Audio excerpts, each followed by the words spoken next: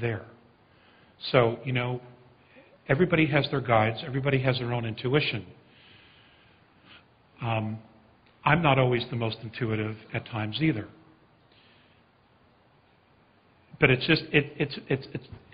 the only way I know to answer this is you just learn to trust yourself. It could be that you'll be guided to go out of town when something happens. I don't have that answer. Or you will be right where you don't think you need to be, but you're going to be there for a very, very good reason. And out of it will come out a self-empowerment that you never would have had before. We all have our own paths, and we are all creating our own realities. And we all have our own personal agendas for learning and growing and becoming who we are.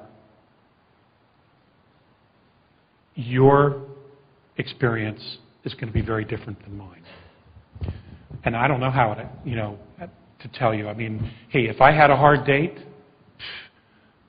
but I never do, and I don't get a hard date.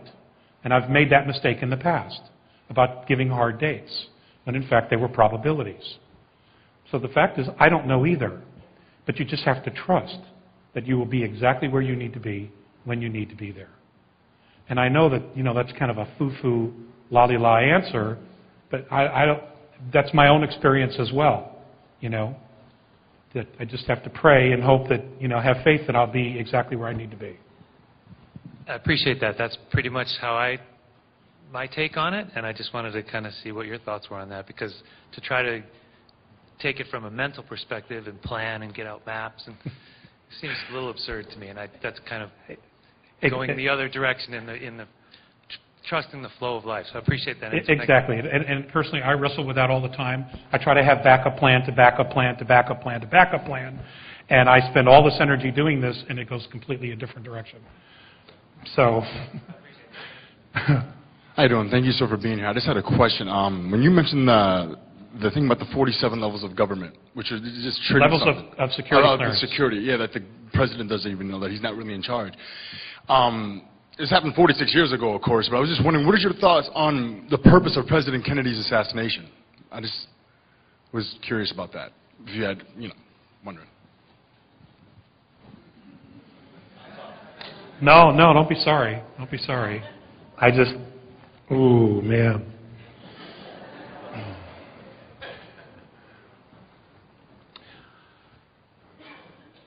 Okay. I will tell you my perspective on that. Eisenhower told Kennedy about 54. So Kennedy knew, and he told Bobby, obviously. One of the things that happened, and this has been documented through the great work that Dr. Stephen Greer has done with the Disclosure Project, is that most of the extraterrestrial knowledge and technology and exchange of technology went black 3 weeks after Eisenhower knew about it. So he didn't even know where it was. And this has been confirmed by one of his chief of staff, a brigadier general. It's Langdon, I believe it is. Langdon. So he shared all this with John Kennedy. And apparently where they felt the hub of the loss of where this technology had gone and how far it went black was something called the Special Operations Coordinating Group, which is part of the National Security Council.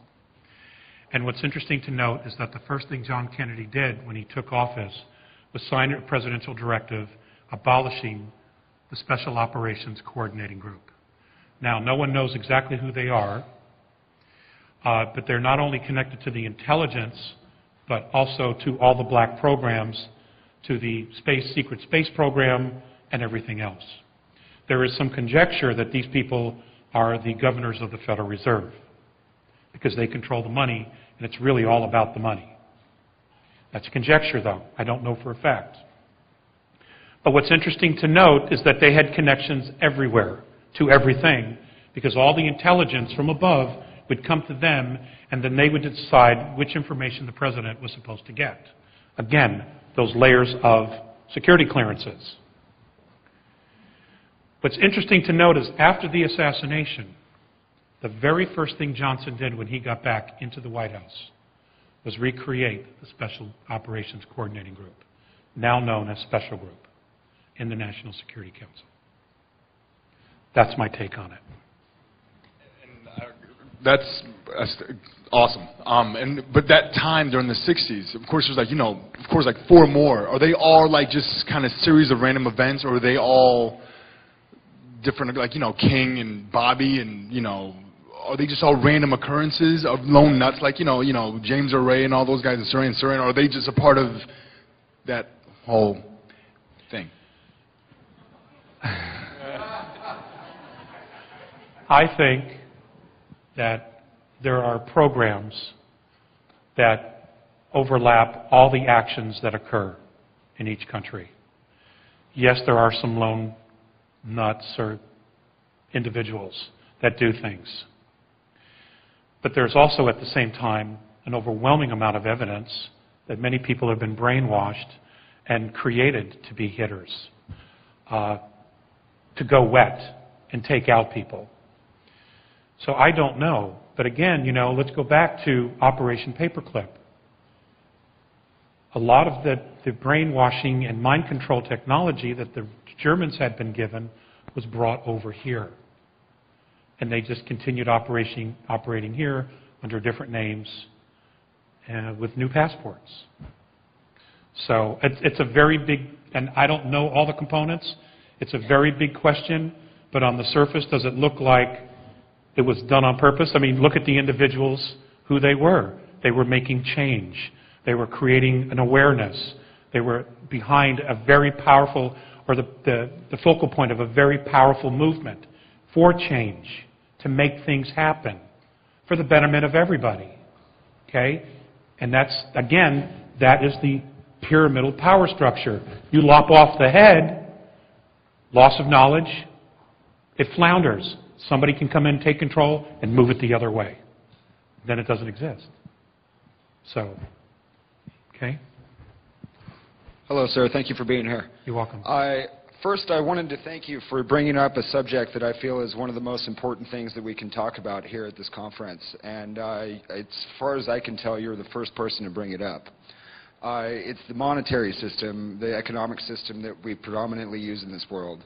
What my question is if you or the Andromedans have any insight to offer as far as the transition that we'll need in order to transcend an economic system that posits us in a position of feeling like we need to compete with each other in order to survive, making us feel separated from each other instead of being one.